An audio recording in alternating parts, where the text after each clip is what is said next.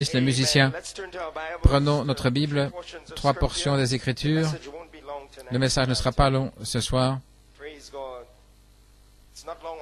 Il n'est pas long sur papier. Gloire à Dieu. Mais je ne sais pas ce qui va arriver. Mais il n'est pas long.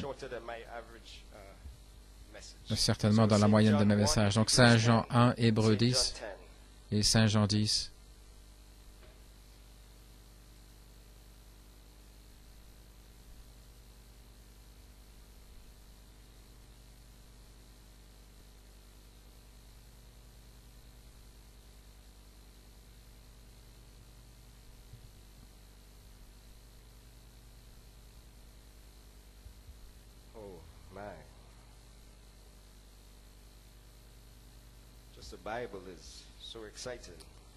Cette Bible, c'est tellement excitant. Saint Jean 1. Au commencement était la parole. Et c'est là où nous allons ce matin. Donc au commencement était la parole, et la parole était avec Dieu, et la parole était Dieu. Elle était au commencement avec Dieu. Toutes choses ont été faites par lui, et sans lui rien n'a été fait de ce qui a été fait. En lui était la vie, et la vie était la lumière des hommes. Et la lumière, lui, dans les ténèbres, et les ténèbres ne l'ont point reçu. Gloire à Dieu. Hébreux 10.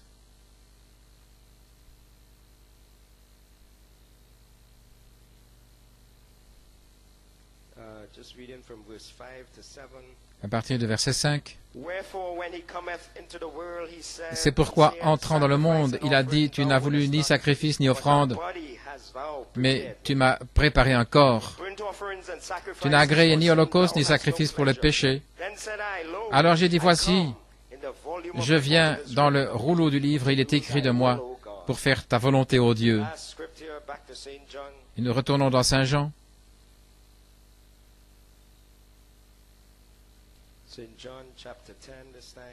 10 cette fois-ci.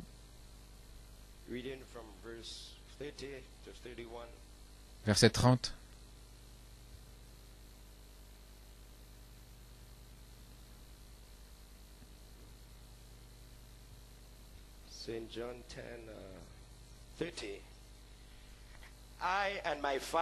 Moi et mon Père, nous sommes un. Alors voilà ce qui se passe après qu'il fasse cette déclaration. Alors les Juifs prirent des pierres pour le lapider. Que le Seigneur ajoute la bénédiction à la lecture de sa parole. Pouvez vous asseoir?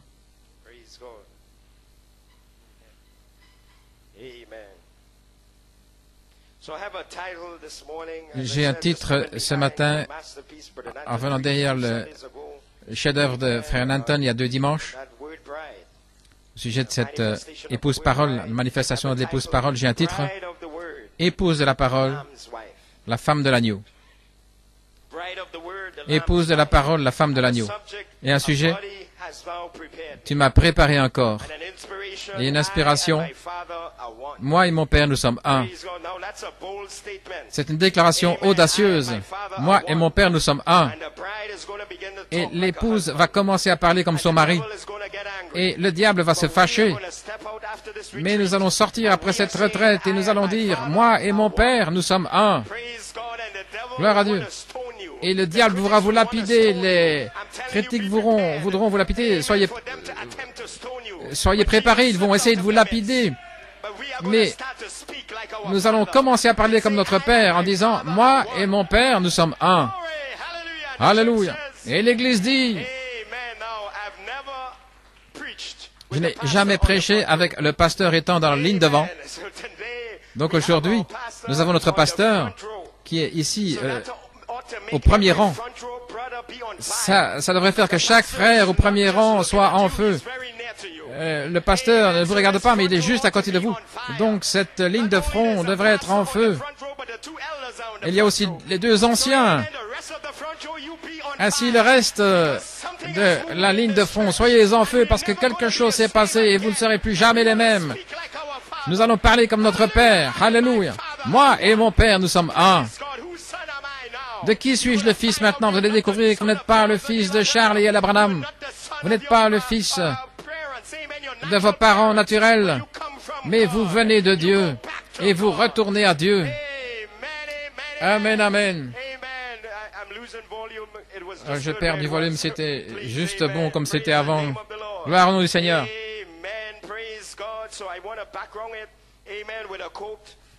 Donc je vais donner ici une citation dans Christ et les mystères de Dieu révélés. Et ceci est l'arrière-plan de mon message. C'est là où j'ai étudié Christ, le mystère de Dieu révélé. Et le message de frère Coleman, la charité ne faillit jamais. Il dit, le mystère secret de Dieu qu'il avait avant le commencement du monde, dans la pensée arrière de Dieu, il y avait quelque chose qu'il essayait d'accomplir. Il avait un motif en faisant cela, afin qu'il puisse s'exprimer. Le grand mystère de Dieu, c'est un secret. Il l'a gardé secret. Personne n'en savait rien.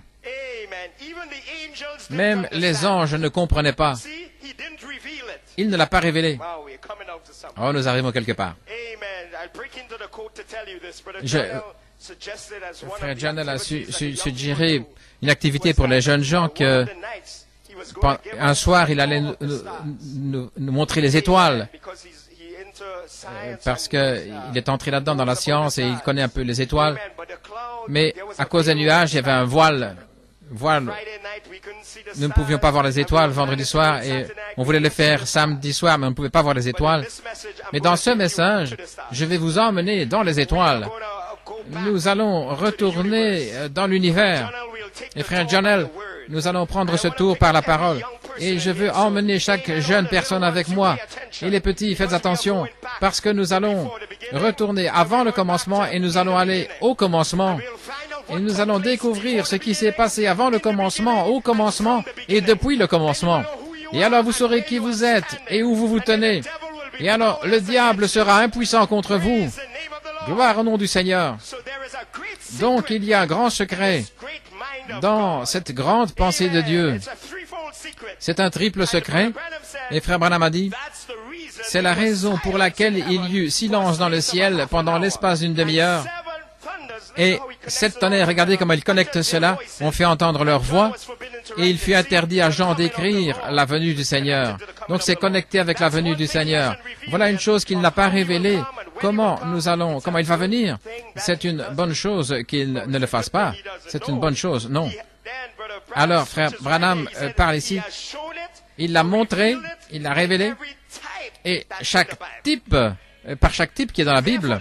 C'est pourquoi toute la Bible est une révélation du mystère de Dieu en Christ. La Bible entière est une expression d'un seul but que Dieu avait, un seul but. Il voulait accomplir dans toute la Bible. Est-ce que vous êtes avec moi? Nous arrivons à un seul but, un seul mystère, un seul secret, un seul objectif. Alléluia. Et tous les actes des croyants dans la Bible ont été un type de l'expression et le grand but de Dieu. Et maintenant, dans ces derniers jours, il l'a révélé et il le montre. Et parler de Dieu, vous allez le voir ce matin. Et je parle d'aujourd'hui, le 8 juin. Le 8 juin. Oh là là. Vous allez le voir ce matin, ce que le Seigneur avait dans sa pensée pendant tout ce temps. Et il l'a exprimé. Il dit maintenant, Christ dans la Bible fait de la Bible la révélation complète de Christ. Christ en vous fait de vous la révélation complète de toute la chose. Je veux répéter cela. Ceci est un grand mystère, un grand secret. Et Christ dans la Bible a fait de Christ la révélation de toute la chose. Mais ensuite, Christ en vous fait de vous le centre de toute la révélation. Tout ce mystère, tout ce secret, il s'agit de vous. Et la semence en vous dit, Amen. Votre chair est peut-être fatiguée, votre esprit humain peut-être ne saisit pas la chose, mais la semence dit, c'est moi, ça c'est moi, c'est moi, c'est moi dont il parle. Gloire à Dieu, Amen. Pouvez vous asseoir. Il se relie maintenant avec la nouvelle naissance parce qu'il dit, Christ en vous fait de vous la révélation complète de toute la chose, ce que Dieu essaye de faire. Et quelle est la nouvelle naissance alors? Eh bien, frère Branham, quelle est la nouvelle naissance? C'est la révélation de Jésus-Christ personnellement à vous. Vous avez entendu ce qu'il a dit? La nouvelle naissance est une révélation de Jésus-Christ personnellement à vous. Maintenant, je ne parle pas d'une révélation intellectuelle. Je ne parle pas de ceci, cela, d'une compréhension fondamentale de Jésus-Christ, mais je parle de la révélation qui vient du ciel avec du feu. Du feu dans votre âme. Et je vous dis que cette nouvelle naissance, c'est au-delà de la Pentecôte. Ceci est une naissance au sommet de la pyramide, c'est ce dont je parle.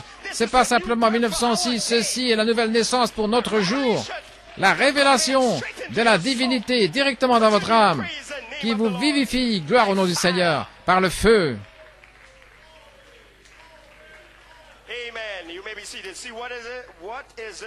Qu'est-ce que c'est? C'est Christ révélé et il est la parole. Et lorsque la parole est révélée, elle s'exprime. C'est le grand but de Dieu pour Jésus-Christ de s'exprimer, de prendre ses lois, de vivre par elles et de l'accomplir par sa mort. Et Christ est mort afin de condamner le péché dans la mort, afin qu'il puisse amener à lui-même une épouse glorieuse, rachetée, qui croirait toute la parole de Dieu et pas l'échanger comme Ève pour une conception intellectuelle. Voyez-vous, c'est l'idée de Christ, c'est l'idée de Dieu. La nouvelle naissance révèle cela. Et si un homme dit qu'il est né de nouveau pour se débarrasser des intellectuels et placer ses promesses de Christ de ces derniers jours dans un autre âge, en faisant de lui Christ d'hier, mais pas aujourd'hui, alors cet homme, cette personne, a été dans une illusion de Satan. Voilà pourquoi nous prêchons le temps présent. Où est l'ange aujourd'hui? Amen. Parce que si vous regardez seulement hier, alors vous êtes dans une illusion de Satan. Mais vous devez trouver l'ange aujourd'hui, maintenant, au temps présent. Il doit être au milieu de vous, aujourd'hui.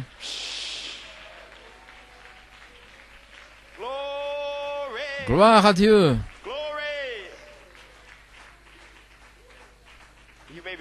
Veuillez vous asseoir.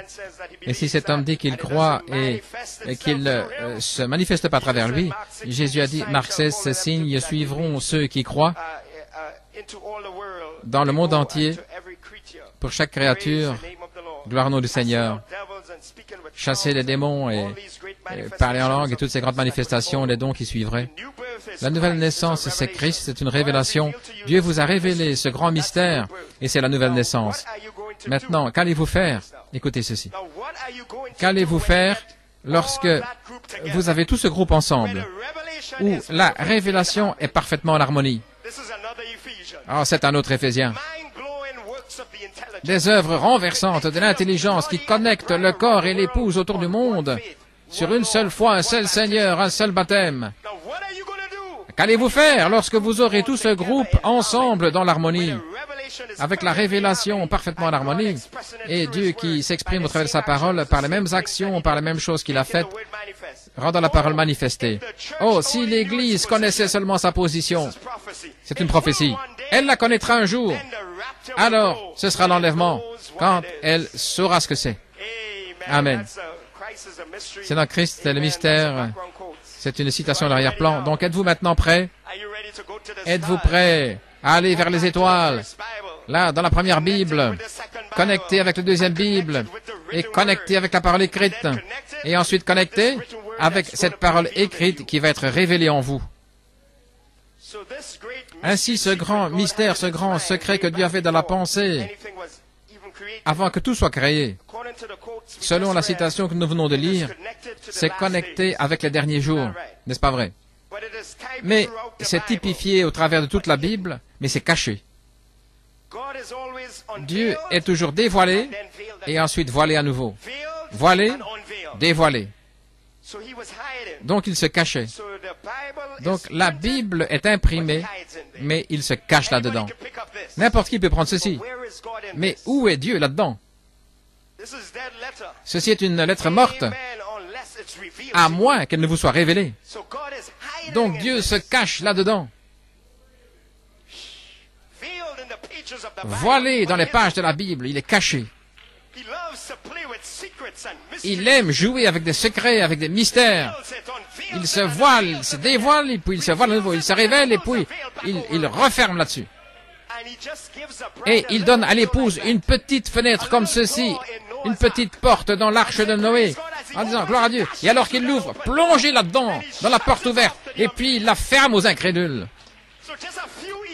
Donc il y a quelques élus pentecôtistes qui ont traversé la porte ouverte, et puis ça a été fermé pour les autres. Alors un homme l'a saisi après. Un homme a saisi cette porte. William Marion Branham. Il a saisi cette porte. Il y a juste de la place pour un seul homme. Gloire à Dieu. Et Dieu était en lui. Et Dieu s'est dévoilé à travers lui. Et puis qu'est-ce qui s'est passé? Cette porte, elle a été ouverte. Et un homme a saisi ce qu'il disait. Il en a appelé beaucoup, mais un homme a saisi le troisième poule. Il a commencé à donner l'écho. Et vous voici aujourd'hui quelques-uns en nombre. Dans cet enlèvement, il n'y en aura pas beaucoup. Vous pouvez vous asseoir. Donc il se cache toujours. Donc écoutez ceci. Il révèle le secret à ses prophètes, n'est-ce pas vrai? Et ces prophètes le parlent, mais il y a un élément surnaturel qui se cache et qui est caché pour la plupart. Pour la plupart, mais pas pour les élus. Et la véritable semence. Donc, frère Branham, dans son office comme 7e messager, un prophète, il ne lui fut permis que de révéler 6 sceaux. Donc, frère Branham était un prophète de Dieu, le 7e messager, mais il ne lui fut permis que de révéler seulement 6 sceaux dans cet office-là. Le 7e sceau allait être ouvert par le Fils de l'homme lui-même, voilé derrière ces éléments. Voilà pourquoi le 7e sceau n'allait pas être révélé, mais il allait être dévoilé. Et le contenu allait être déversé. Mais frère Branham, en tant que 7e messager, ne pouvait pas le faire. Il attendait cet ange-là. Il attendait le Fils de l'homme. Et quelque chose se passe à vous les saints. Gloire à Dieu. Parce que le 14 juin cette année-ci, ce sera 50 ans. Le 50e anniversaire du Dieu puissant dévoilé. Venez au dévoilement du Dieu puissant. Le 14 juin, lorsque le troisième pôle a commencé, c'est juste dans quelques jours. 50 ans depuis le dévoilement du troisième pôle. Et Dieu a donné la note clé et il nous a amenés là. Et je me demandais, Seigneur, je vais prêcher de Christ, le mystère de Dieu révélé. Et ceci était en 1963, après les sceaux. Et il parle de ce grand secret de l'époux et de l'épouse. Gloire à Dieu. Et quand je suis arrivé à la fin de la bande, alors ça m'a frappé. Qu'est-ce qui s'est passé à la fin de Christ et le mystère de Dieu révélé? Frère Branham chante, prenez le nom de Jésus avec lui, puis il s'est arrêté. Il dit, regardez l'horloge. Il est 2 heures. La fin du deuxième pôle. Le troisième pôle est proche. Il n'était pas encore venu, mais il dit, il est proche. Et immédiatement, le Saint-Esprit a repris le chant un octave plus haut. Et frère Branham a commencé à chanter, prenez le nom de Jésus avec nous, avec vous, dans un octave plus haut. Alléluia. Le troisième pôle était proche. Et nous sommes arrivés ici au 50e anniversaire. Et juste avant cela, Dieu donne une révélation que vous et Christ sont un. Que l'épouse et l'époux sont un. Que moi et mon Père, nous sommes un. Gloire à Dieu. Et il donne cette révélation, ce secret. Est-ce que ça pourrait être le troisième pôle, à nouveau, proche pour l'épouse? Pour votre considération ce matin. Le 7e sceau ne serait pas révélé, mais serait dévoilé dans un lieu secret. Christ allait entrer dans ces éléments et se dévoiler lui-même, et puis se cacher. Le troisième pôle secret. Personne ne sait même quand ça a commencé. Réalisez cela, personne ne savait. Personne dans le message n'avait réalisé quand le troisième pôle de frère Branham avait commencé. Demandez-leur. Gloire à Dieu. Ils ont étudié. Mais il fallait un apôtre pour dire, regardez le 14 juin 1964, venez au dévoilement du Dieu puissant. Le témoignage de notre pasteur, c'est qu'il regardait, il étudiait, là, en 1963, et il a eu une conversation avec frère Coleman, il lui en a parlé. Oh là là, ainsi, après les sauts, qu'est-ce que j'ai vu? Et Frère Coleman a dit, regarde ce qui s'est passé après le 14 juin 64. Le troisième pôle a commencé à se dévoiler là-bas, mais le révèlement venait au dévoilement du Dieu puissant. L'ange était arrivé. Le troisième pôle était là, proche en 63, mais en 64, voici que l'ange est arrivé, le Fils de l'homme lui-même, dévoilé, pour commencer à ministrer le troisième pôle qui n'allait durer qu'environ 6 mois. Et puis, il fut ôté de la terre. Nous ne jouons pas avec les dates, mais qu'est-ce qui va arriver après le 50e anniversaire? Avec toutes les choses qui se passent depuis les dernières années, la note clé qui a été donnée et tout, et puis nous arrivons ici au 50e anniversaire du dévoilement de Dieu. Est-ce que ce sera un message court et rapide, où Dieu place une révélation dans l'épouse qui font partie de la divinité? Est-ce que ce sera un message court et rapide qui va secouer toute la nation? Et puis alors nous allons partir d'ici. Oh, je suis convaincu de tout mon cœur que ce ne sera pas long. Regardez toute la méchanceté qu'il y a et tous les signes. Dieu ne peut plus le supporter. Aucune chair ne sera sauvée s'il prolongeait. Donc il doit abréger ici. Et l'épouse dans une chambre secrète, il lui murmure les secrets de la divinité afin qu'elle puisse recevoir la foi de l'enlèvement. Parce qu'elle a peine foi de la foi pour la guérison divine. Qu'en est-il de l'enlèvement? Amen. Gloire à Dieu. Donc ces mystères du troisième pôle, c'est notre vêtement de noces. Frère Branham a dit, c'est le message du quintuple mystère, Frère Coleman. Le vêtement de noces est relié avec l'enlèvement. Mais pour révéler et nous le dévoiler, il devait premièrement nous amener dans un pays des 5 fleuves. La note clé devait être donnée. Il devait nous amener là-haut dans le lieu secret. Et je dis que le troisième pôle est maintenant proche. Nous nous tournons à la jonction des 5 fleuves pour arriver ici à Victory Heights. Ainsi, quel est ce secret? Pour qui est-il réservé? De quoi s'agit-il? Est-ce que vous êtes prêts maintenant? Alors allons avant le commencement, et puis au commencement, et puis depuis le commencement, et puis le message sera terminé. Ainsi, desserrez vos cravates si vous avez trop chaud, mais commençons ce voyage. Attachez vos ceintures parce que vous allez être secoués. Mais vous allez sauter et pousser des cris parce que nous retournons avant le commencement. Et avant le commencement, il n'y avait rien. Il n'y avait pas de vent. Il n'y avait pas de molécules. Il n'y avait rien. Il n'y avait pas les ténèbres, vous savez. Il n'y avait rien. Je ne peux pas aller trop loin là. C'est trop pour notre cervelle humaine. Mais c'était l'existence elle-même. Dieu demeurant seul avec ses pensées. Et il n'était même pas Dieu. Il était simplement un esprit éternel. Oh là là, remplissant l'espace, le temps, l'éternité. Et il n'y avait même pas de temps. Mais il remplissait là partout. Gloire à Dieu. Aussi loin que notre cerveau peut l'imaginer, il existait seul, un esprit éternel. Et il avait des pensées. Et ces pensées étaient réelles. Vous ne pourriez rien voir, ni rien entendre, rien sentir. Mais il avait un secret dans sa pensée. Et qu'est-ce qu'il pense, jeunes gens? Qu'est-ce qu'il pensait? Vous êtes avec moi? Il essaie de penser, comment vais-je me reproduire en vous? Comment est-ce que je peux me représenter moi-même en vous? Donc, en fait, il pense à vous. Vous êtes dans sa pensée et ses pensées sont réelles. Ce n'est pas un rêve, c'est l'Esprit éternel. Ses pensées vibrent, ses pensées existent. Elles sont en existence elles-mêmes et il pense à vous. Oh là là. Et comment me reproduire en eux?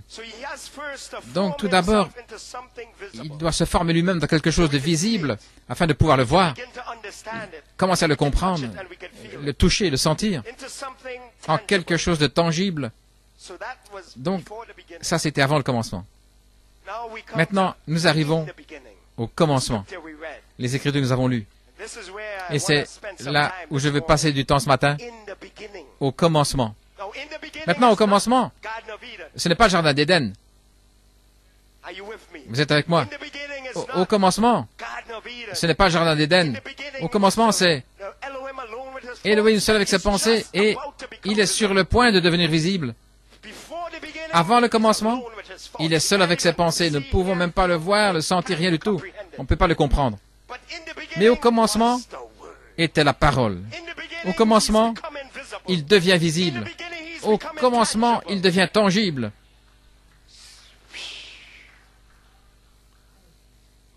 Oh là là. Donc, quelle est la première chose que nous voyons? Cet esprit éternel se morphé lui-même en quelque chose d'autre. Et il sort comme étant une colonne de feu. Une lumière blanche surnaturelle. Le prophète dit, ça ressemblait à un halo. Vous êtes avec moi là au commencement? C'est tout ce que nous pouvons voir, un petit halo. Une lumière blanche surnaturelle. Une colonne de feu. Pas une véritable forme, mais commence à bouger à gauche, à droite. Mon Dieu. On l'appelle le Logos. C'est au commencement était la parole. Cette parole, ce mot, le mot c'est Logos. L'éternel esprit qui devient corps, un esprit surnaturel, un élément surnaturel qu'on appelle la parole, le Logos. Mon Dieu. Et ces pensées gènes qui sont vous ont été parlées dans ce Logos. Maintenant, vous n'en avez aucun souvenir. Voilà pourquoi lorsqu'un prédicateur prêche cela, des gens nous regardent les yeux grands ouverts parce que vous avez une amnésie. Mais j'essaie, comme Fred John a dit, croyez-le simplement. Vous étiez là.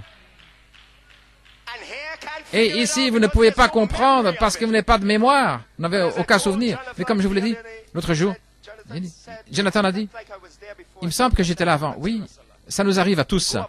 Vous allez dans un endroit et vous dites, mais j'ai déjà été là, j'ai déjà vu cet endroit. Votre esprit voyage avant vous, vous n'avez jamais été là. Et ce sera comme ça lorsque nous retournerons dans le ciel. Retournez, de retour. Ainsi, attendez, j'étais là. Je sais ce qu'il y a derrière cette montagne, vous tournez là, et puis cette rue d'or, et puis vous allez voir une fontaine, j'étais là. Quand vous retournez là, vous allez dire, oh là là, oui, maintenant je me souviens. C'est un arbre sous lequel je me trouvais. Alléluia. La chute a eu un impact désastreux. Ça a effacé toute notre mémoire de ce que nous étions au commencement. Ça nous a complètement effacé, cette mémoire. Et nous n'utilisons que 10% de notre cerveau. Je ne sais pas ce qui est enfermé dans les 90% qui restent. Dieu seul le sait. Peut-être qu'il va l'activer et que nous allons commencer à nous souvenir. Et nous allons sortir de l'amnésie. Attendez, j'étais là.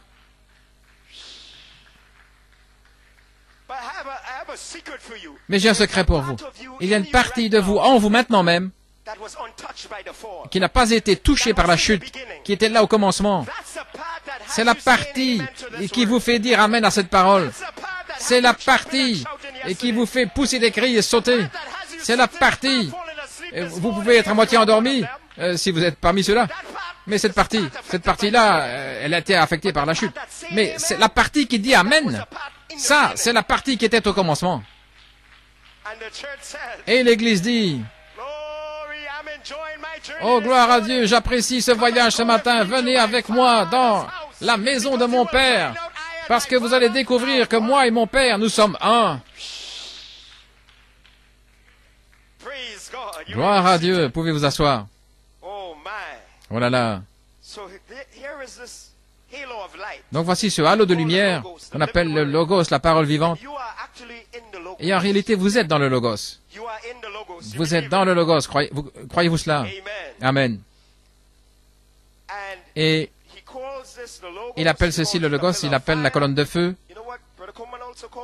Frère Coleman l'appelle l'ange du Seigneur.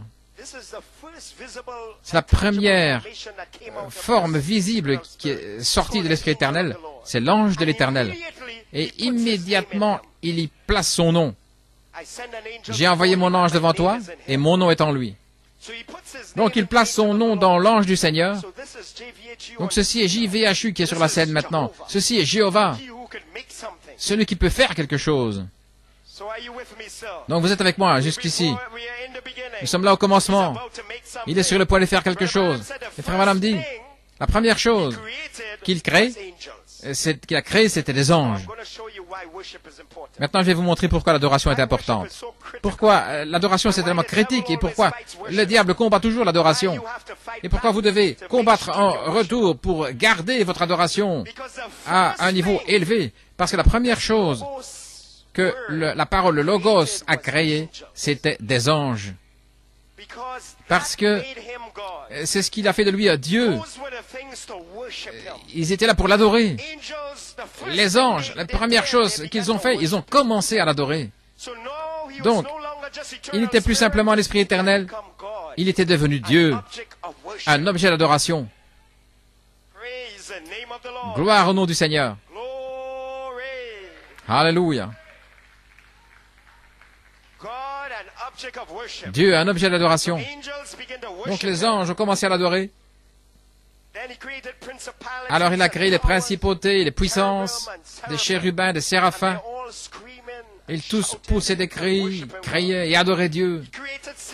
Il a créé des séraphes et une créature appelée Zooms, avec 4 faces. Le prédicateur en a parlé. Ils avancent toujours droit devant eux, des êtres puissants, gloire à Dieu. Et ils l'adoraient. Ainsi maintenant, depuis le silence, Elohim demeurant seul avec ses pensées, il y avait un grand bruit là au commencement. Il n'y a pas encore de terre, pas encore de planète. Mais il y avait un grand cri là au commencement. Des créatures appelées des anges maintenant l'adoraient. L'Esprit éternel. Des louanges qui s'élevaient, des cris qui s'élevaient. Des gloires à Dieu. Au commencement. Là où était la parole, il y avait un cri. Là où est la parole, il y avait du bruit. Alléluia. Voilà pourquoi nous crions à cause de la parole. Gloire à Dieu, Amen.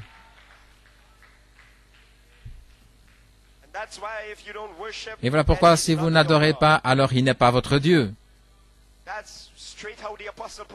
Voilà comment l'apôtre le dit, si vous n'adorez pas, il n'est pas votre Dieu. Donc chaque fois que nous arrivons à l'église et que nous n'adorons pas, nous nions simplement qu'il est notre Dieu ce jour-là. Voyez. Voilà combien c'est sérieux l'adoration. Voilà pourquoi vous devez pratiquer sa présence. Voilà, vous devez aller au-delà de la chair et dire Amen. Voilà pourquoi, fatigué ou endormi, levez-vous quand même et dites Amen. Et quand vous faites cela, vous vous débarrassez d'un tas d'esprits, débarrassez-vous-en comme Samson, gloire à Dieu.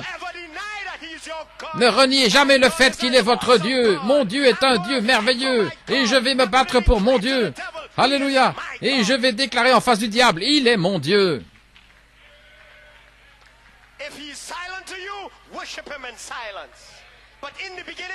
Si, au commencement, il y avait un bruit, s'il est silencieux, alors... Mais il y avait des séraphins, les anges, tous l'adoraient. Oh, je me sens bien ce matin. Je me sens de retour au commencement. Et je vais vous dire ce que nous avons fait à tous ces esprits de non-louange. Notre première bataille, c'était avec des démons de non-louange. Vous voyez pourquoi l'apôtre a combattu pour l'adoration. Il a combattu pour l'adoration. Et nous allons nous battre pour l'adoration jusqu'à ce que nous partions dans l'enlèvement, parce que c'est la première bataille que nous avons eue, c'est la bataille pour l'adoration.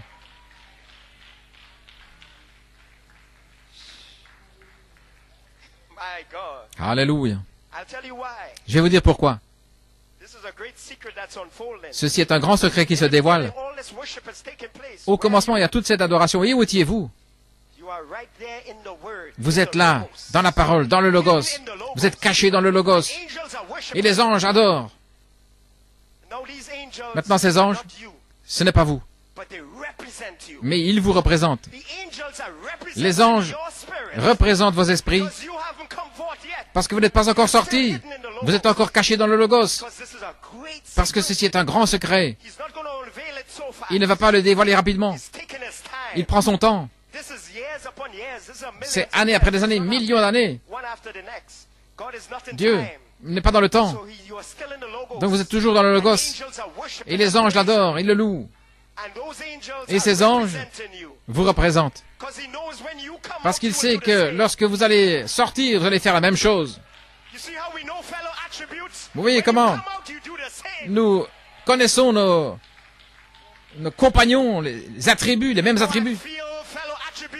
Oh, je sens qu'il y a des compagnons, les mêmes attributs ici. Je sens qu'il y a des adorateurs ici. Des adorateurs. Que les adorateurs se lèvent.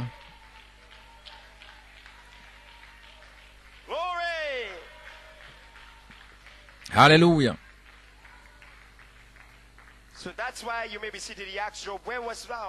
Voilà pourquoi il a posé la question, Job, où étais-tu? Il n'avait pas encore été exprimé, mais il était caché dans le Logos. Mais les 2 tiers des anges qui sont sortis de Dieu représentaient nos esprits. Nous faisions partie de ces êtres angéliques qui sont sortis de Dieu et qui adoraient Dieu et qui ont résisté aux mensonges du diable. Parce qu'au commencement, qui d'autre était là? Quand il a créé les anges, vous savez qui d'autre il a créé? Il a créé Lucifer, le fils du matin, un ange puissant. En fait, il était le conducteur de l'adoration. Voyez-vous combien élevé, et ça peut être séducteur, comment Satan peut se glisser. Lucifer était le conducteur de l'adoration. Dans son corps, il y avait une musique qu'on n'a jamais entendue. Gloire à Dieu. Il faisait partie de l'adoration. Et vous n'étiez pas encore exprimé, mais vous étiez caché. Donc, Satan pensait qu'il avait de l'antériorité sur vous parce qu'il a été exprimé après, mais il ne savait pas. C'est qu'avant le commencement, dans la pensée d'Élohim, vous étiez là, des pensées, des gènes. Vous venez de Dieu. Oh, vous devriez pousser des cris. Vous retournez à Dieu. Ceci est un grand mystère. Un secret caché qu'il voulait exprimer. Oh là là. Où étais-tu? Où étiez-vous? Où étiez-vous?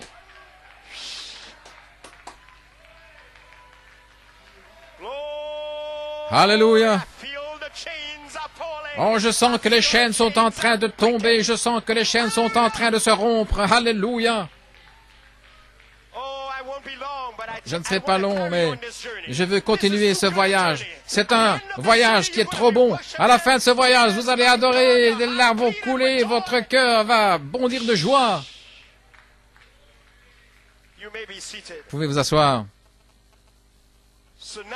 Ainsi maintenant, vous réalisez la première chose que Dieu a fait, il a créé une atmosphère d'adoration. Il n'a pas terminé. Ce n'est que le commencement. Donc la première chose qu'il fait, c'est de créer une atmosphère d'adoration. Oh, vous les saints, si vous pouvez voir l'importance de ça dans nos réunions, ça répond à la question de Joseph, créer l'atmosphère. Ainsi, lorsque cette atmosphère est créée, du grand bruit, des grands cris, de la louange, peu importe si le diable est là, nous continuons de louer et d'adorer. Lorsque cela arrive, la parole, le logos commence à se mouvoir. Alléluia. Dans cette atmosphère d'adoration, la parole, le logos commence à se mouvoir. Gloire. Quelque chose peut arriver dans une atmosphère d'adoration. Le frère Branham dit qu'il commence à jouer devant la porte de l'éternité comme un enfant. La parole, le logos, bondissait de joie. Il y a l'adoration. Et il commence à jouer devant la porte de l'éternité, la porte du Père. Il a commencé ce halo de lumière, il saute, il bouge, il circule dans tout l'univers. Pouvons-nous suivre le logos, la parole, le messager rapide, l'ange du Seigneur. Et il joue là près de la porte du Père, devant l'éternité, la porte ouverte. Et il a la clé de la porte, parce qu'il est la clé de la porte. Quelle est cette porte? Cette porte, c'est le portail vers l'élémation naturelle qui n'est réservé que pour vous, les élus. Donc la parole, le Logos, joue là devant cette porte. Mon Seigneur. Et il commence à parler. Et il dit que la lumière soit. Et la lumière apparaît. Et la parole Logos, qu'il y ait une planète. Et Frère Branham dit qu'il a laissé tomber depuis des millions d'années. C'est au-delà de notre petit cerveau. Un gros tas, là, un amas de glace et de matière. Et puis il l'arrête, là, au milieu de l'air. Une planète. Le Logos s'amuse là devant la porte de son Père. Il se déplace de l'autre côté et il parle qu'il y ait une autre planète. Et il la laisse tomber pendant des milliers d'années et puis il arrête. Il est suspendu dans l'espace. Nous ne pouvons pas comprendre toute la science qui est derrière là, mais il l'arrête là. Une autre planète. Il écrit quoi? Il crée l'univers. Frère Branham dit que il est en train d'écrire sa première Bible. Et où étiez-vous? Vous êtes dans le Logos, en train d'écrire la première Bible. Planète, arrête-toi là. Étoile, reste là. Mars, arrête-toi là.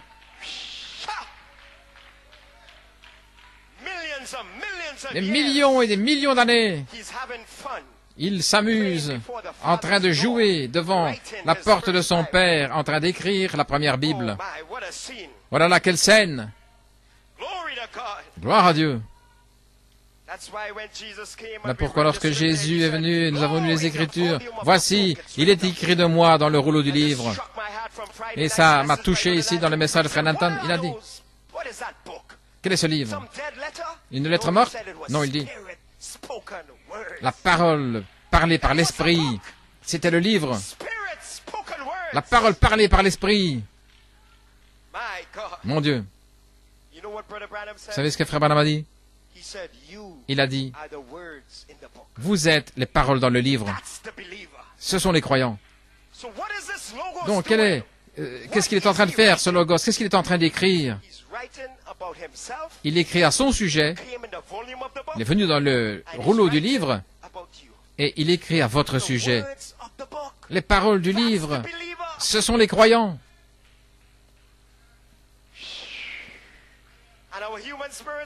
Et notre esprit humain dit, j'ai du travail demain. Notre esprit humain dit, mais je suis tombé hier. Notre esprit humain dit, je suis fatigué.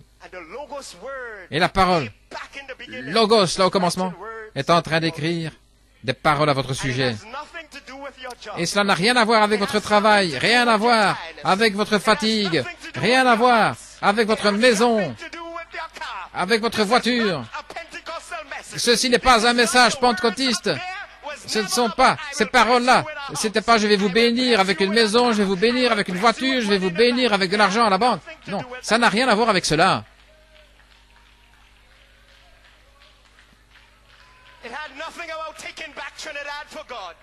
Rien avec cela, Trinidad.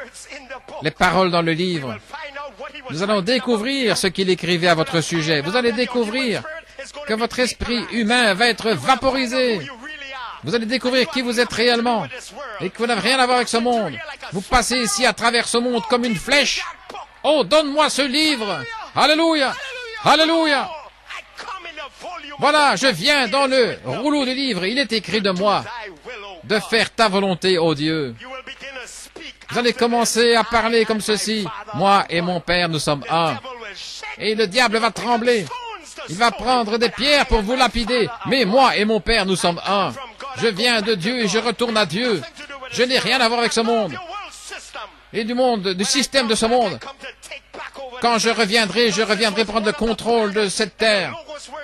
Parce que c'est une planète et le Logos a dit qu'il y est. Et il a laissé tomber, jusqu'à ce qu'elle soit dans sa position correcte avec le soleil. Il a dit, stop, arrête-toi là. Et voilà où je vais placer l'homme. Et nous étions là. Les paroles dans ce livre, ce sont les croyants. Gloire à Dieu, Amen. Alléluia. Vous pouvez vous asseoir. Je ne regarde pas le temps. Oh, je suis en train d'apprécier mon voyage là. Est-ce que vous êtes avec moi? Nous sommes là, au commencement, avant qu'il y ait le temps. Avant que le temps existe, vous étiez là. Oh, c'est trop bon. Oh là là. Donc la parole Logos, écrit au sujet de la parole, et écrit au sujet de l'épouse de la parole. Et personne ne le savait. Les anges adoraient. Et le Logos était en train de créer. Et personne ne savait au sujet de quoi il était en train d'écrire. Vous comprenez cela? Il était en train d'écrire à votre sujet. Et pas même les anges. Pas même les anges ne le savaient.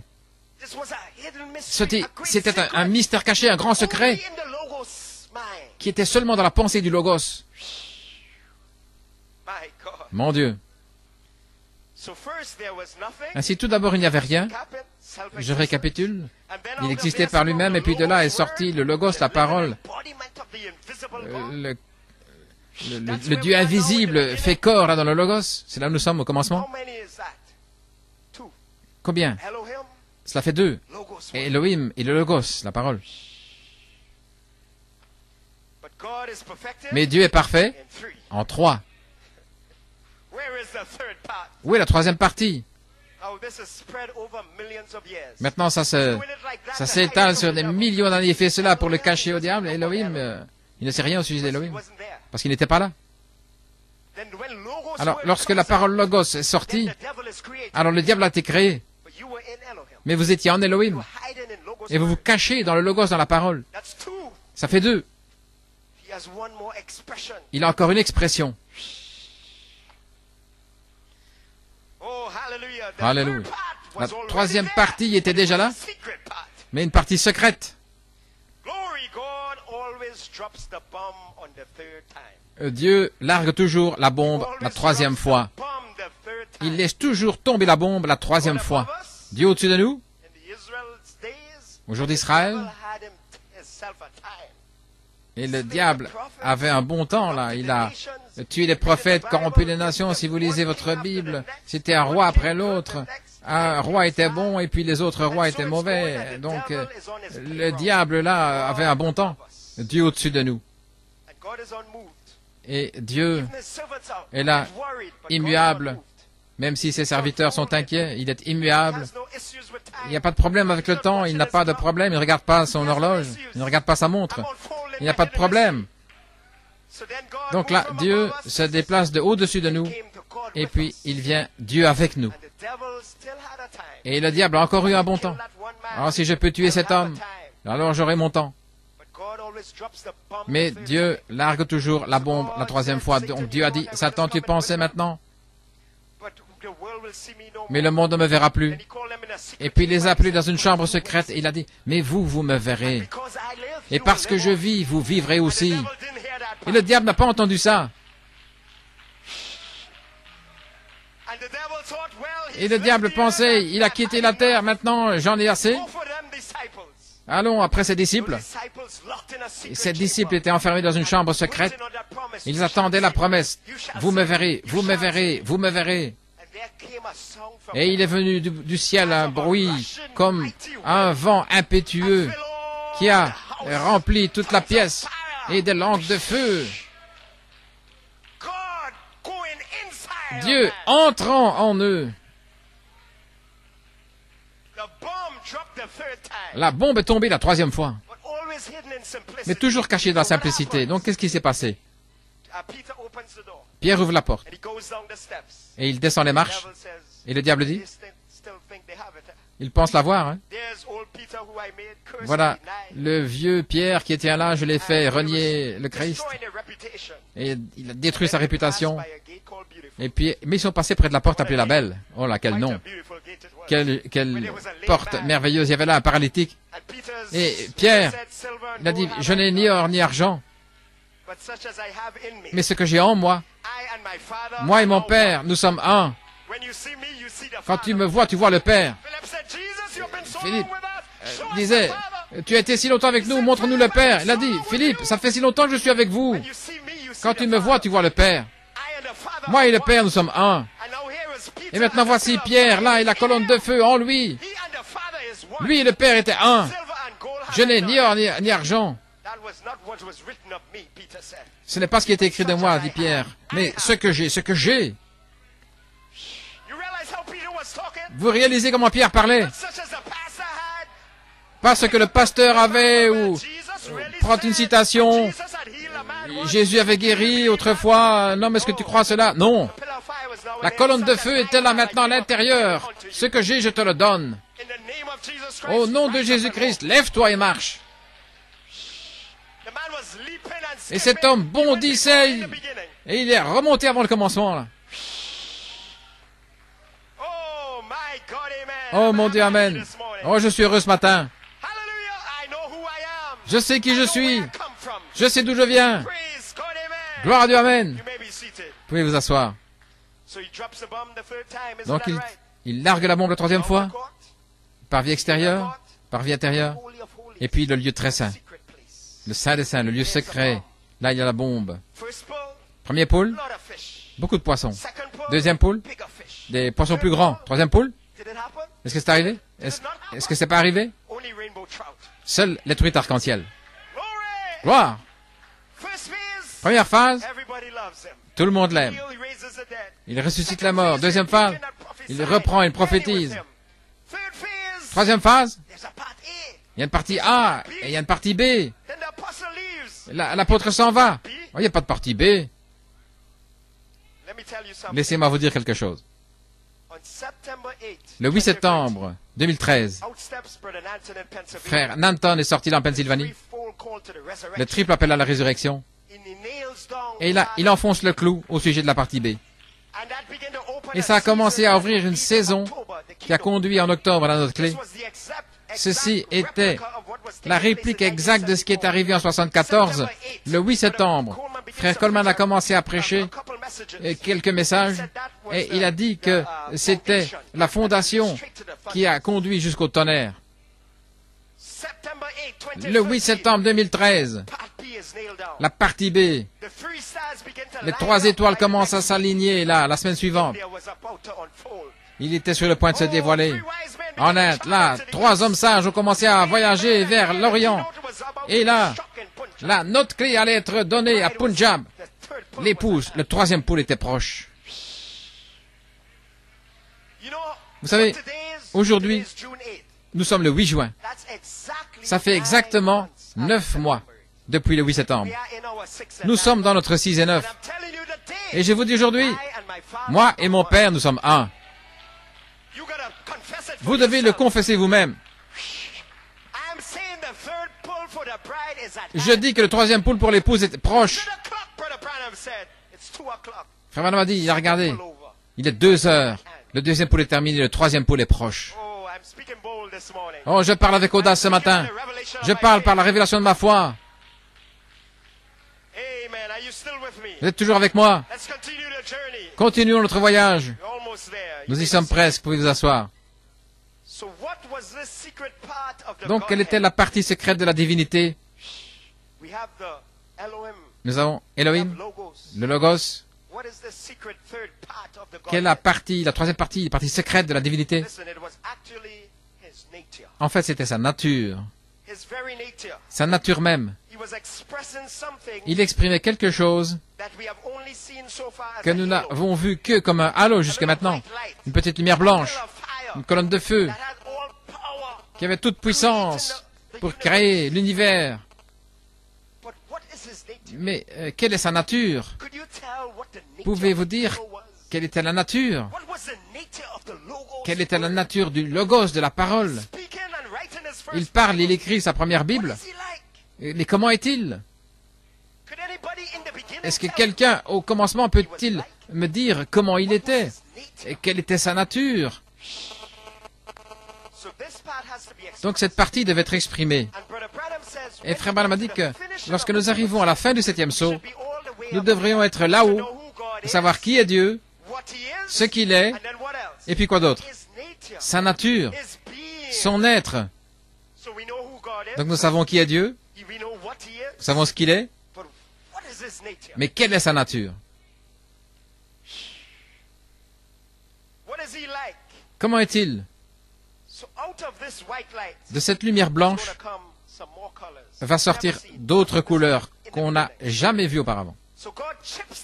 Donc Dieu taille ce diamant, et de cette lumière blanche, nous voyons 7 couleurs de l'arc-en-ciel qui commencent à apparaître, qu'on n'avait jamais vues auparavant, parce que nous sommes là au commencement.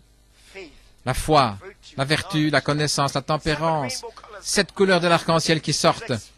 Il exprime sa nature même. Il exprime son être. C'était une expression de ce que sera la nature d'un homme parfait. Parce qu'il veut, de cette lumière blanche, il veut arriver à l'homme. Donc, il exprime quelle sera la nature de l'homme parfait. Amen. C'était votre esprit originel. Oh, si nous pouvons seulement saisir cela, c'était notre esprit originel. Donc l'esprit que vous avez maintenant n'est pas votre esprit originel. L'esprit que vous avez maintenant, vous n'allez pas quitter cette terre avec lui, à moins que vous alliez quelque part ailleurs. Mais cet esprit, Dieu va le vaporiser avant d'aller dans l'enlèvement. Et vous allez retrouver votre esprit originel. Et cet esprit originel va ramener votre mémoire originelle. Mon Dieu.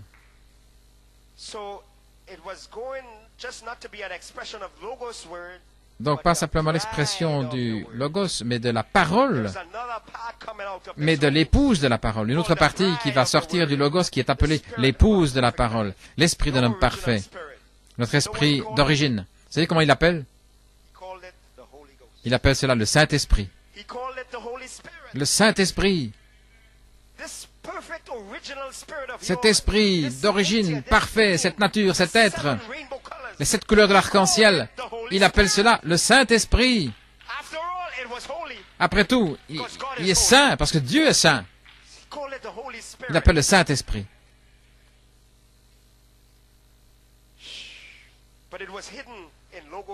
Mais il était caché dans le Logos, la parole, avant, gardé secret. Donc, la parole Logos a écrit à votre sujet dans un langage codé que les scientifiques essaient encore de comprendre. Et les étoiles ont des millions d'années là dans le ciel. Et écoutez, Dieu a fait ces choses-là il y a des millions d'années. Et il a planifié pour que cette lumière n'arrive ici sur la Terre qu'en 2014. Vous savez ce que c'était? Une nébuleuse qui a explosé il y a des millions d'années. Peut-être quand le Logos se jouait devant la porte, là, une nébuleuse a explosé.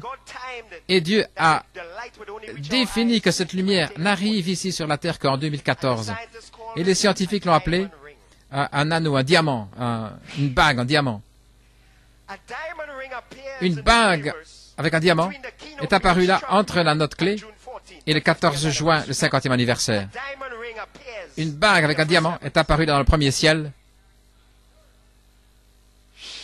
Alléluia. Ce n'est pas un anneau ordinaire, mais c'est avec un diamant. Parce qu'un diamant a été taillé de cette lumière blanche et sorti 7 couleurs de l'arc-en-ciel. Et c'était l'anneau de mariage qu'il a glissé à votre doigt avant la fondation du monde. Alléluia.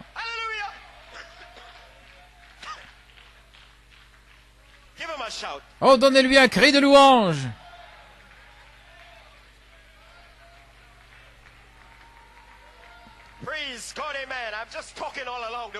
Oh, gloire à Dieu, amen. Oh, c'est bon.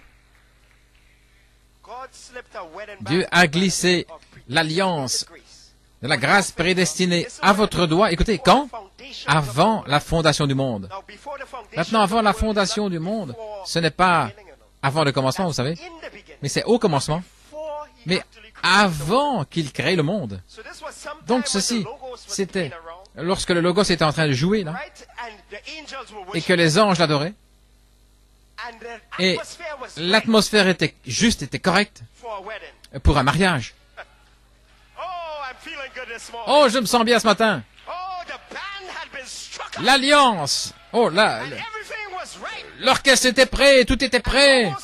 Et la parole de Logos, sans que personne ne le voie, glisser l'alliance, la grâce prédestinée, là, sur l'épouse, sur le doigt de l'épouse de la parole.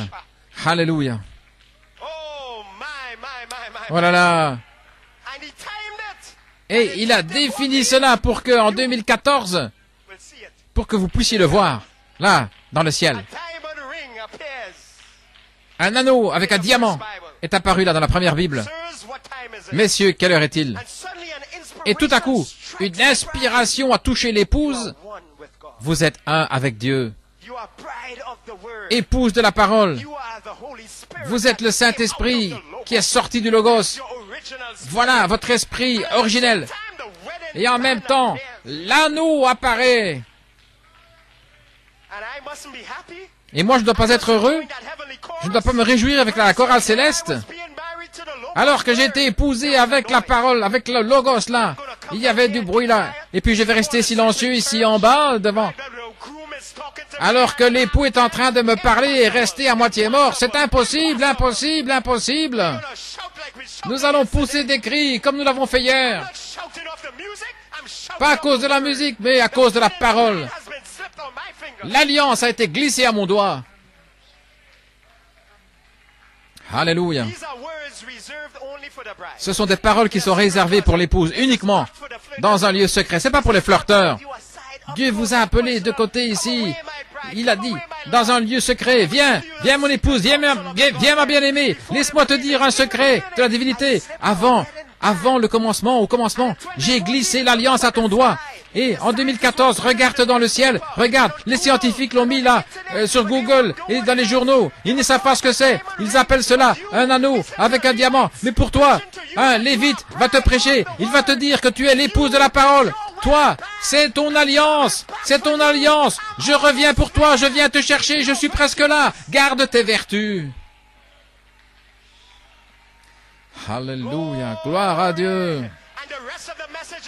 Et dans le reste du message, ils n'entendent pas ceci, ils n'écoutent pas cela parce qu'ils ont rejeté la fondation que les prophètes et les apôtres ont posée. Alléluia. Mais vous recevez la chose de manière personnelle. La note claire retentit. Vous comprenez peut-être pas, mais vous avez entendu. Et alors vous entrez dans le lieu secret du tonnerre. Et vous êtes enfermés là maintenant.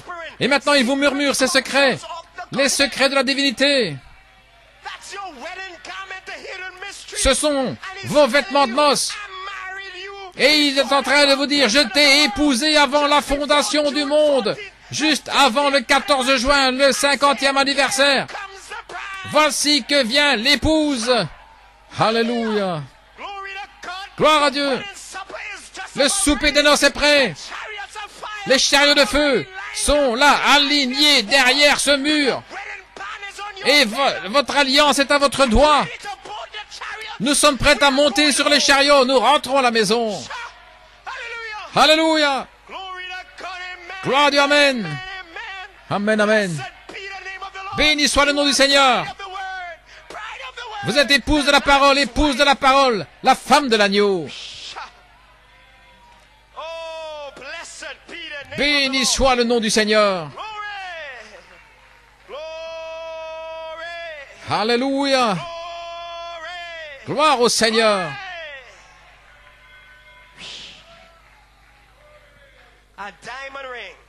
Un anneau avec un diamant, une alliance. Ce n'était pas un anneau de fiançailles, mais c'était, avec un diamant, c'était une alliance de mariage. Il a taillé le diamant. Et du diamant, vous êtes sortis là. La troisième partie des offices divins, votre esprit originel. Alléluia. Donc je me demande, alors que nous approchons du 14 juin, qui va être dévoilé? Le Fils de l'homme a déjà été dévoilé il y a 50 ans. C'est le temps de qui maintenant? La parole Logos a été dévoilée il y a 50 ans. Et là, en Inde, la note clé est revenue et s'est identifiée avec l'épouse. 50 ans plus tard, qui va être dévoilé? Est-ce que ça pourrait être la troisième partie, l'esprit originel de l'homme, le Saint-Esprit lui-même, le guide, l'épouse de la parole, l'épouse du Logos, la femme de l'agneau, dévoilée? Un message court et rapide qui va secouer la nation. Et nous partirons, nous serons partis. Gloire à Dieu, amen. Nous n'allons pas passer la lune de miel ici sur la terre. Cet endroit souillé. Nous avons un endroit qui nous est préparé pour notre lune de miel. Et vous n'allez pas aller dans votre lune de miel dans ces corps-ci. Il y a un corps qui vous attend déjà. Un nouveau corps, un corps de 21 ans, un cœur nouveau. Un corps qui va adorer comme avant le commencement. Et au commencement, vous poussiez des cris. C'est là où vous allez, au souper des noces. C'est là où vous allez, pour la lune de miel. Et c'est là où vous allez vivre pour toujours. L'épouse de la parole, la femme de l'agneau. Et il l'a déclaré dans le ciel naturel. Alléluia. Gloire. Béni soit le nom du Seigneur. Ce ne seront pas simplement 7 voix vivantes, mais ce sera une manifestation, frère Joshua, de 7 voix vivantes. Une manifestation, pas simplement un signe, mais une manifestation du signe. La révélation de l'épouse de la parole. Est-ce que nous pouvons approcher ici de ce dévoilement? Venez, venez, venez, venez au dévoilement de l'épouse de la parole. Alléluia. Gloire à Dieu. J'entends le bruit des sabots. Les autres sœurs peut-être sont jalouses. Mais vous êtes travaillé dur, là, dans la vigne, et vous entendez les sabots des chevaux. Alléluia, l'histoire que frère Branham. Mais il était là, avec son vêtement de noces. Il vient pour moi. Il revient pour moi. Il vient me chercher. Elles se sont moquées. Mais un jour, entre 6 et 9, là, au tournant, voilà l'époux. Vous pensez que cette épouse est restée là, à moitié endormie? Quand elle a vu l'époux, elle a commencé à courir. Elle a sauté. Là, dans ce chariot de feu, il l'a saisie dans ses bras et il est parti avec elle. Alléluia. Les noces de l'agneau sont arrivées et sa femme s'est préparée. Alléluia. Gloire à Dieu, amen. Béni soit le nom du Seigneur. Alléluia.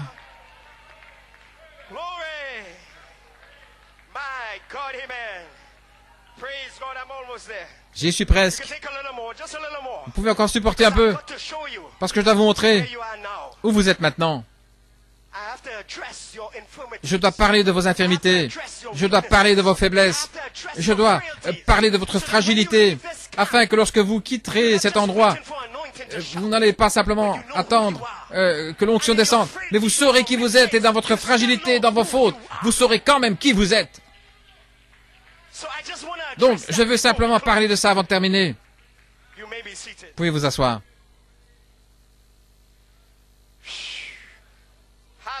Alléluia. Vous savez que le Saint-Esprit est là. Gloire. Ainsi, retournons au commencement. Au commencement était la parole. Donc il est venu un temps où Elohim et le Logos ont dit, faisons l'homme à notre image. Exprimons la troisième partie de ce grand secret que Elohim avait à la pensée, dans sa pensée arrière. Les scientifiques disent que à l'arrière du cerveau, il y a 3 sections. Donc il avait là, au fond de sa pensée, la pensée arrière, le triple mystère. Mais cette pensée, saisissez bien ça. Il était sur le point de créer. Il n'était pas l'homme comme nous le connaissons aujourd'hui.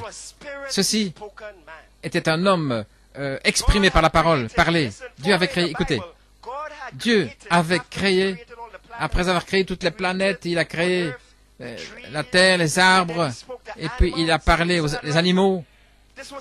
Ceci était avant l'homme. Et puis il a dit, faisons l'homme à notre image.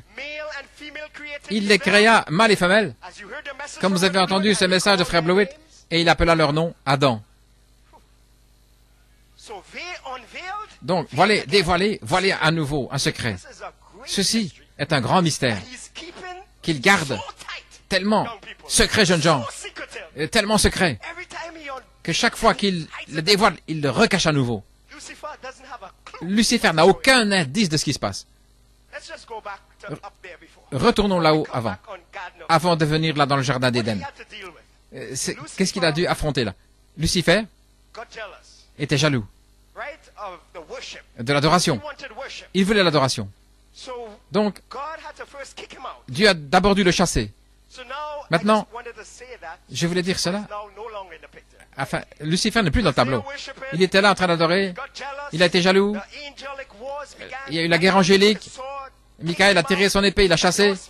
Votre esprit l'a chassé parce que vous étiez représenté par ces anges. Ainsi maintenant, Lucifer est complètement hors du tableau. Nous le reprendrons plus tard ici, là en bas. Ainsi maintenant, je m'occupe des trois parties, le triple mystère de Dieu, Elohim, le Logos et le Saint-Esprit. Maintenant, il a créé un homme parole parlée par l'Esprit où il va placer le Saint-Esprit à l'intérieur. L'Esprit originel de Dieu va descendre dans un corps. Donc il parle cet homme parlé par l'Esprit, il les créa mâles et femelles et il appela leur nom Adam. Donc le secret est caché à nouveau. Ce n'est pas simplement la parole, le Logos, mais l'épouse de la parole. Et nous voyons seulement Adam. Donc, Lucifer a été chassé, il est sur la terre, et il voit seulement Adam. Mais il y a quelque chose en Adam, parce que Dieu a dit, il les créa mâles et femelles, et appela leur nom Adam. Et quand il voit Adam, il voit seulement un homme.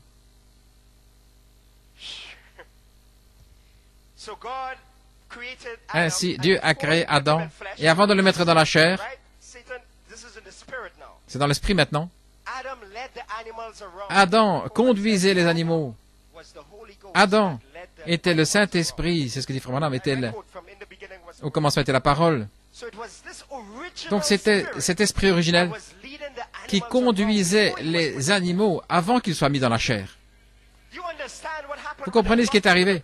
Lorsque le prophète a rencontré le taureau là, et les abeilles, le taureau n'avait pas peur de William Branham. Quand il voyait la chair de William Branham, il voyait de la viande. Il voyait quelqu'un venir sur son territoire, il disait, je vais tuer cet homme. Mais alors, Frère Branham, son esprit originel est descendu. Son esprit originel. Et tout à coup, le taureau s'est arrêté. Il dit, c'est le même esprit que mon arrière-arrière-grand-père, là, a connu dans le jardin d'Éden. Est-ce que nous sommes de retour en Éden? Et ce taureau tremblait. Et il s'est calmé. Il n'avait plus peur. Il sent l'amour. Il sentait l'amour. Oh, j'ai entendu cette histoire de mon arrière-arrière-grand-père au sujet de cet esprit originel qui les conduisait les animaux là dans le jardin d'Éden. Est-ce que c'est la même chose? Est-ce que j'ai l'expérience de cette même chose que mes ancêtres ont connue? Et cet esprit originel de l'homme a dit, je ne voulais pas te déranger. Retourne. Et le taureau est retourné en arrière et s'est reposé. C'est exactement comme dans le jardin d'Éden. Alléluia. Gloire à Dieu, Amen. Et il était en train de tondre la pelouse comme un homme de chair et il a frappé le nez des abeilles. Et les abeilles voulaient le piquer à mort. Mais l'originel, l'esprit originel est descendu encore une fois. L'esprit originel. Et les abeilles ne bougeaient plus. C'est le même esprit. Lorsque nous étions là, en train de voler d'une fleur à l'autre, là, dans le jardin d'Éden.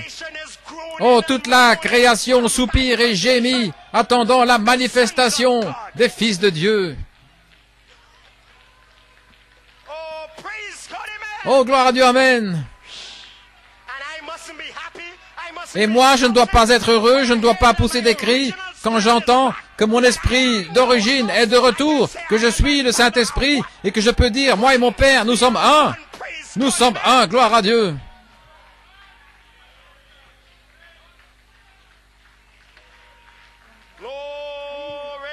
Alléluia.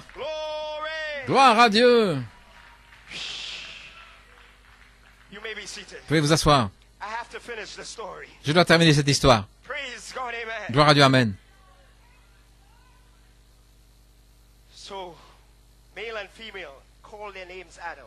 Mâle et femelle, il appela leur nom Adam. Donc, il fait dormir Adam, un sommeil profond, il prend de son côté la partie féminine. Ève sort. Mais elle n'était qu'une préfigure de l'Église, un type. C'est caché. Donc, Satan ne sait pas qu'elle est une préfigure de l'Église. Et il ne connaît pas l'histoire de la rédemption de Dieu. Donc il dit, je vais détruire Ève, parce que je ne peux pas atteindre Adam, parce qu'il a de l'antériorité sur moi. Donc il détruit Ève. Ainsi vient ensuite le deuxième Adam. Et puis-je dire, il les créa mâle et femelle, et il appela son nom Jésus-Christ. Gloire! Se pourrait-il que mâle et femelle, mais il appela son nom Jésus-Christ? Comment est-ce que tu sais ça, prédicateur? Il a fait la même chose, il l'a mis dans un profond sommeil, là, sur la croix, et de son côté est sorti l'eau, le sang, et puis l'épouse de la parole, l'esprit. Gloire à Dieu. Et c'est là où Lucifer l'a pratiquement manqué. Il a vu la puissance du Logos, la parole. Il a vu ça, vous voyez. Voilà pourquoi il était jaloux. Il a vu la puissance du Logos. Michael, trop puissant, et il voulait un royaume plus grand que lui. Mais il n'a jamais vu la nature qui était là dans la puissance du Logos. Il ne vous a jamais vu, vous. Vous savez, Satan ne vous a jamais vu au commencement. C'est son problème. Voilà pourquoi il pense qu'il peut vous vaincre. Parce qu'au commencement, j'ai vu des anges, j'ai vu Wormwood. Je sais qu'il m'a caché, m'a chassé. Il y avait Wormwood, il y avait les anges. Mais ces gens-là, ils n'étaient pas là. J'ai vu la puissance du Logos, de la parole. Mais qu'est-ce qu'ils parlent là? Ils disent qu'ils sont l'épouse de la parole. C'était caché. Vous étiez caché dans le Logos, dans la parole. Un secret. Au fond de la pensée de Dieu. Un grand mystère. Oh mon Dieu. Et voilà pourquoi. Frère Branham a dit, la puissance sans le caractère. La puissance sans la nature. La puissance sans l'esprit originel. C'est satanique. Il veut la puissance, mais il n'a pas vu la nature, le Saint-Esprit, caché là dans la puissance. Voilà où Lucifer est toujours vaincu, le caractère. Il ne peut pas traiter avec cette nature. Et ça, c'est votre esprit originel. Voilà pourquoi le Saint-Esprit vient là dans l'Église. Et lorsque nous disons, moi et mon Père, nous sommes un, oh là là, le diable tremble. Les démons tremblent dans leurs bottes. Alléluia. Et voilà pourquoi Michael l'a chassé. Et vous avez combattu avec Michael, et il ne vous connaissait pas encore, alors qu'il était chassé, parce que les anges qui l'ont chassé ne faisaient que vous représenter. Voilà pourquoi il vient dans l'église et qu'il continue de vous attaquer et pour vous empêcher d'adorer. Mais quand vous commencez à le chasser, quand vous commencez à l'éjecter de votre vie, alors il se gratte la tête. Ces gens, ils se comportent comme s'ils étaient là, mais je ne les ai pas vus. Mais où étais-tu? J'étais là, Satan. J'étais là. Et j'étais là avant toi.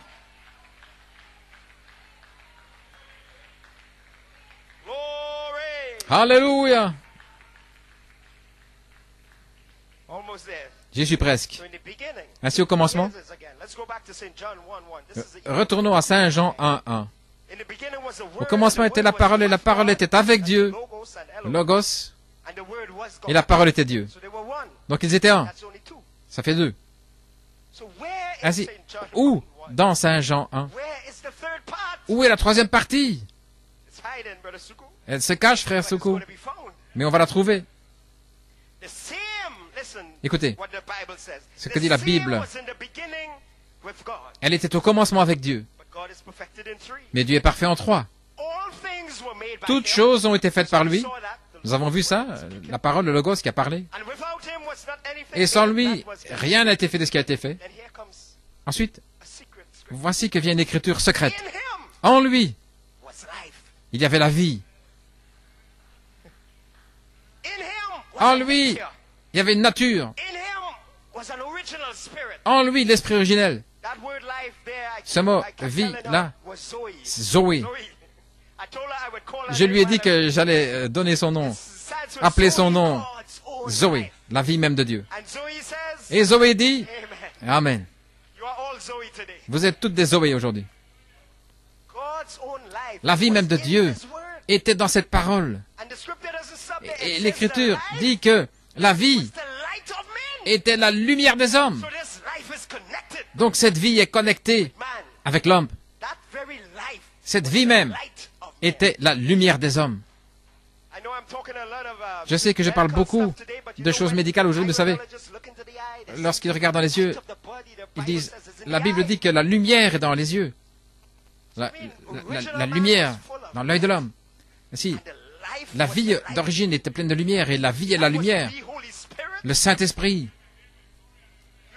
Voulez-vous dire que c'est là, au commencement, où nous trouvons là, la troisième chose, la vie était la lumière des hommes et la lumière, lui, dans les ténèbres, et les ténèbres ne l'ont point reçue, ne l'ont pas comprise. Voilà pourquoi vous êtes incompris aujourd'hui. Voilà pourquoi ils vous critiquent aujourd'hui. C'est parce que vous êtes la lumière. Et les ténèbres ne vous comprennent pas. Ils ne comprennent pas. Et la plupart du temps, les ténèbres vous attaquent. Mon Dieu. La vie même de Dieu, c'était la lumière des hommes.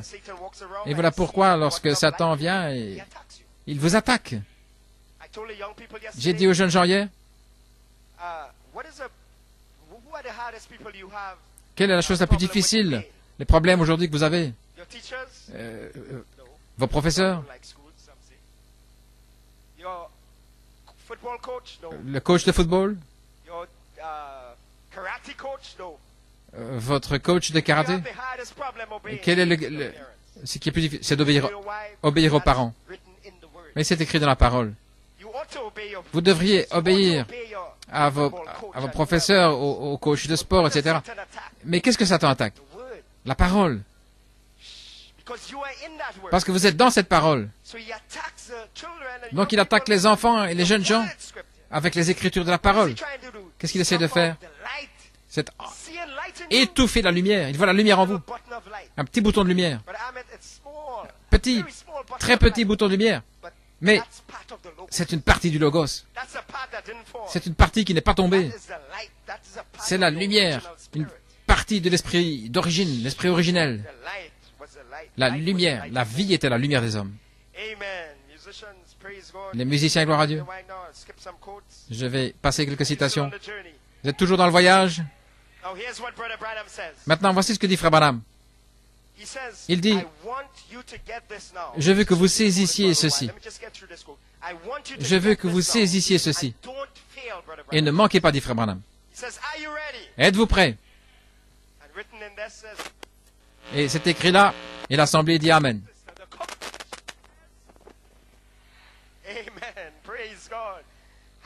Et l'Assemblée dit Amen. Je lis la citation. Êtes-vous prêts? Et l'assemblée dit Amen. Et voilà pourquoi Frère Branham leur a dit de dire Amen. Lorsque Christ vient à son épouse, dans la parole de la semence originelle, elle sera une vierge comme Marie. Car Dieu ne va pas amener Christ par le sein d'une prostituée. Il ne peut pas amener une épouse par une prostituée de sa parole. C'est ce que dit la Bible. Ça doit être compris des frères Branham. La véritable épouse comme Marie aura un sein vierge pour l'épouse de la parole. Écoutez qui il dit, ce qui est Christ. Quand Christ, la parole vient vers l'épouse, une vierge par la parole. Oh Dieu! Point d'exclamation. J'espère que c'est bien transmis. Il essaie de lui transmettre ce mystère. J'espère que vous comprenez ce qu'il était la parole de Dieu. Et quand son épouse viendra, elle sera le même produit que lui, une vierge. Écoutez comme frère Coleman parle de cette citation. Dans la charité ne faillit jamais. La véritable épouse de la parole, épouse de la parole, il y a la parole, Logos, et il y a l'épouse, et Jésus-Christ est la parole, et Jésus-Christ est l'épouse de la parole. Alors où étiez-vous? Vous allez découvrir. Il est la parole et il est l'esprit est l'épouse de la parole. Voici ce que dit frère Coleman. Et de là, j'ai mon sujet. Il m'a préparé un corps. Dieu veut demeurer en vous. Il enlève votre imagination. Gloire à Dieu. Votre mémoire. Qui se soucie de votre mémoire? C'est l'apôtre qui parle. Plein d'autorité. Tu m'as parlé méchamment. Tais-toi. Ils ne peuvent pas comprendre cette autorité. Mais c'est là, au commencement. C'est la parole, Logos, le Fils de l'homme, qui parle avec autorité, frère Louis. Le commandement, la voix de l'archange, qui essaie de retrancher tout ce qui est de l'humain afin de pouvoir atteindre l'épouse de la parole. Il vient pour sa parole. Donc il dit, ma parole dans Isaïe 55 ne reviendra pas à moi sans effet. Ceci est descendu fraîchement. Mais vous êtes les paroles du livre, et mes paroles ne reviendront pas à moi sans effet. Vous savez, vous n'allez pas retourner dans cette chair. Elle accomplira le but, frère Louis, pour lequel elle a été envoyée. Quand Christ, la parole, vient vers l'épouse, elle sera comme lui, une vierge de la parole, une représentation. Même si vos péchés sont noirs et rouges comme le cramoisi, ils seront blancs comme neige. Vous êtes l'épouse. N'imaginez rien. L'épouse de la parole, une pure vierge de la parole. Gloire à Dieu. Ainsi, les musiciens peuvent s'avancer maintenant. Adam était le Saint-Esprit, mais tu m'as préparé un corps en lui demeurait la plénitude de la divinité corporellement. Et Jésus est venu dans une ressemblance de chair pécheresse. Il est écrit de moi dans le rouleau du livre, mais dans la chair humaine, dans une chair pécheresse. Et cependant, nous sommes les paroles du livre. Il est venu pour crucifier cette chair pécheresse, mais nos corps sont péchés, donc nous avons un problème.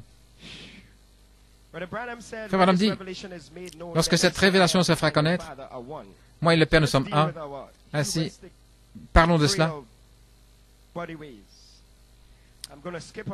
Je vais passer une citation importante, mais vous la connaissez, vous pouvez la lire, où il parle des lois de la reproduction, la véritable épouse, la semence parlée. Vous connaissez cette citation? Deux personnes disent Amen. Oh, nous avons du travail à faire. Lisez votre brochure, la parole par la semence originelle. Cette citation dont frère Nanton a parlé. Une citation puissante. D'un petit groupe de la véritable semence de la parole de Dieu. Dieu va présenter à la crise, elle sera une vierge de sa parole. Elle aura le ainsi dit le Seigneur, sinon elle se taira. Oh, c'est vous, étant oint. Ils l'aimeront, ils auront son potentiel, parce qu'il est la tête et ils sont ses sujets. Quelle harmonie! Jésus ne faisait jamais rien avant de le voir faire au Père. Le Père lui montrait premièrement l'harmonie entre Dieu et Christ, Saint Jean 5, 19. De même, l'épouse, il lui montre sa parole de vie, il lui montre, elle la reçoit. Rien ne peut lui faire du tort, pas même la mort, car si la semence est plantée, l'eau la ressuscitera. Et j'ai un grand Alléluia, dit-il. Et moi, j'ai un petit Amen poli maintenant. Mais Amen, lorsque vous le verrez, vous aurez un grand Alléluia. Gloire. Je sais que vos corps sont fatigués, mais je prêche la semence de toute manière. Et vous allez le réécouter sur bande. Et à ce moment-là, vous allez dire un grand Alléluia. Béni soit le nom du Seigneur. Elle le fait en son nom. Elle a ainsi dit le Seigneur. Ils ne font que sa volonté, personne ne peut les persuader autrement. Ils ont les ainsi dit Seigneur, sinon ils se taisent. Amen. Frère Nanton, je vais passer cela. Mais si jamais vous avez l'occasion, la charité ne faillit jamais à la page 21. Je vais prêcher ce message, j'ai un sentiment là-dessus. Et frère Ben Ashut m'a invité au Kenya pour des réunions de jeunes. Je vais aller là avec Joel Clark. Au mois d'août qui arrive. Et si l'inspiration survit, nous allons prêcher cela à nouveau. Gloire à Dieu. Ainsi, terminons avec ceci. Frère Joël, je tombe, je chute, je fais des fautes, mais je veux être comme Jésus. N'est-ce pas vrai? Si vous voulez jouer, je veux être comme lui.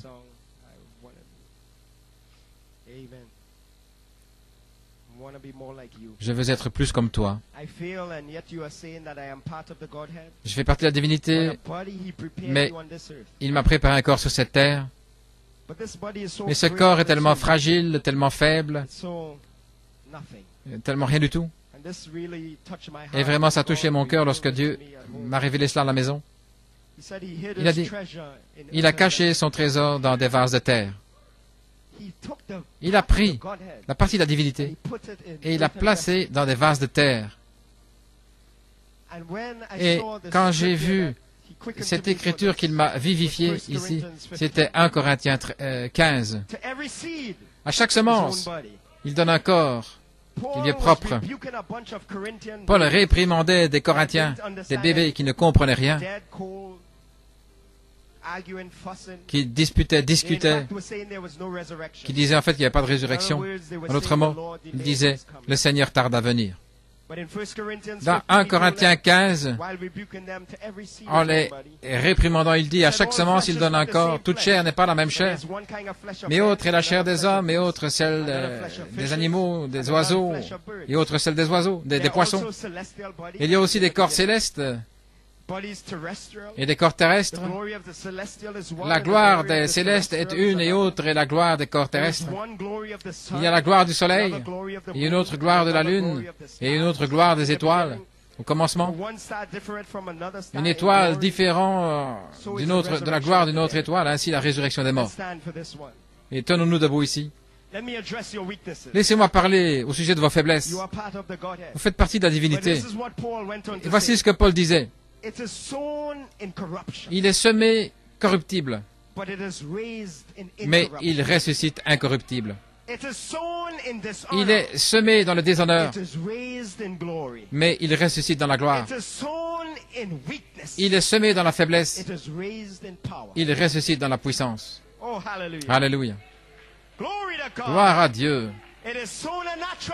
Il est semé un corps naturel, il ressuscite un corps spirituel. Il y a un corps naturel et il y a un corps spirituel. C'est pourquoi il est écrit, le premier homme, Adam, devint une âme vivante. Le dernier Adam est devenu un esprit vivifiant. Ce qui est spirituel n'est pas le premier, c'est ce qui est naturel. Et ce qui est spirituel vient ensuite. Le premier homme tiré de la terre est terrestre, le second homme est du ciel. Tel est le terrestre, tels sont aussi les terrestres. Tel est le céleste, tels sont aussi les célestes. Et tout comme nous avons porté l'image du terrestre, nous porterons aussi l'image du céleste. Croyez cela? Ce que je vous dis, frères, c'est que la chair et le sang ne peuvent hériter le royaume de Dieu. et que la corruption n'hérite pas l'incorruptibilité. Mais voici, je vous montre un mystère. Voici, je vous montre un mystère. Nous ne mourrons pas tous, mais nous serons tous changés. En un moment, en un clin d'œil, à la dernière trompette, car la trompette sonnera et les morts ressusciteront incorruptibles et nous serons changés. Il faut que ce corruptible revête l'incorruptibilité et que ce mortel revête l'immortalité. On commence à le réclamer maintenant même. Oh, élevez ces genoux chancelants. Ainsi, lorsque ce corruptible aura revêtu l'incorruptibilité et que ce corps mortel aura revêtu l'immortalité, alors s'accomplira la parole qui est écrite. La mort a été engloutie dans la victoire. Ô mort, où est ta victoire? Ô mort, où est ton aiguillon? Ainsi, mes bien-aimés, soyez fermes, inébranlables, travaillant de mieux en mieux à l'œuvre du Seigneur, en sachant que votre travail ne sera pas en vain dans le Seigneur. Que Dieu vous bénisse. Je sais que je vous ai gardé un peu longtemps, mais que Dieu vous bénisse. Je voulais vous ramener au commencement. Saluez votre frère, votre sœur. Wanna be more like you. Let allow the musicians. Oh Jesus, I wanna be more like you. Oh, just go around. I wanna be a vessel that you work through, and I want to be more like you. The camp is over. Go find your brother, sister, and greet them. Oh, tell them it was nice spending 3 days with them. Tell them you love them, you appreciate them. Tell them we are part of the Godhead. Oh, I want to be more. Tell them you will meet them on the other side in a resurrection. Oh, I want to be a vessel that you work through. Dites à votre frère, votre sœur, que vous les verrez dans la résurrection. Oh, singing, well, I want to be more like you. Oh, Jesus, I want to be more like you.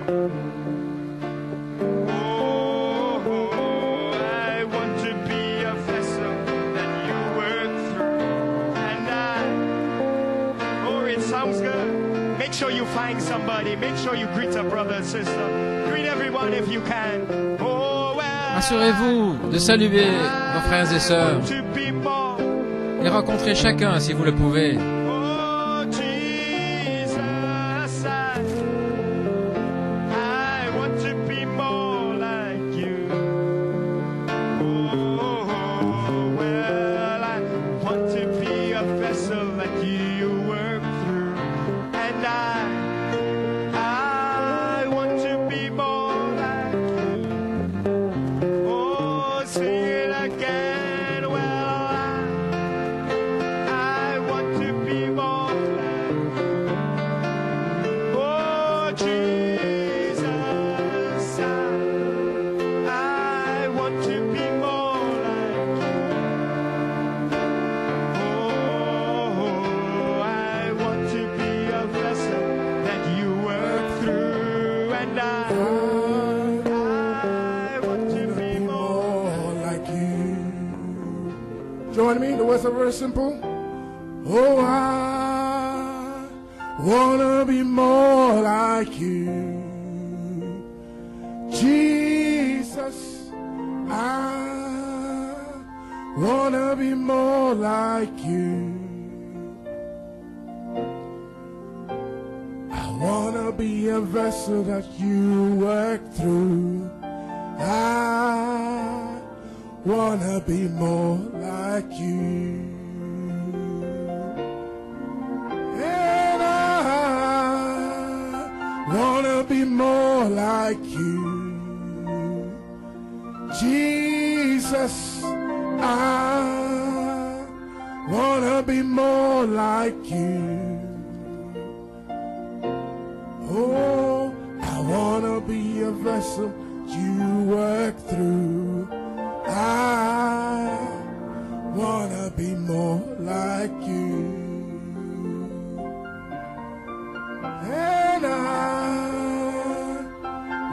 wanna be more like you. Jesus, I wanna be more like you. Oh, I wanna be a vessel that you work through.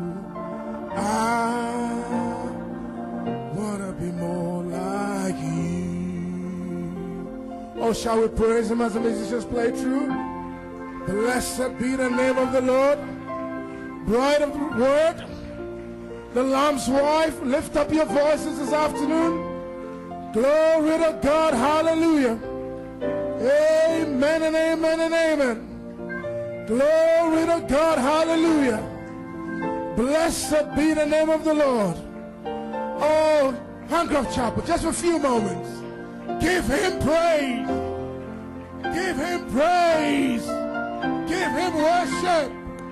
Oh, you've been listening to what God is speaking about you. Don't hold back. Worship him. I want to be more like you, Lord. Oh, praise him for a few moments. Blessed be the name of the Lord. Thank you, Jesus. Oh, blessed be the name of the Lord. Hallelujah. Oh, thank you, Jesus. Blessing and honor, wisdom and praise and glory unto your holy name. Oh, praise be to God. Shall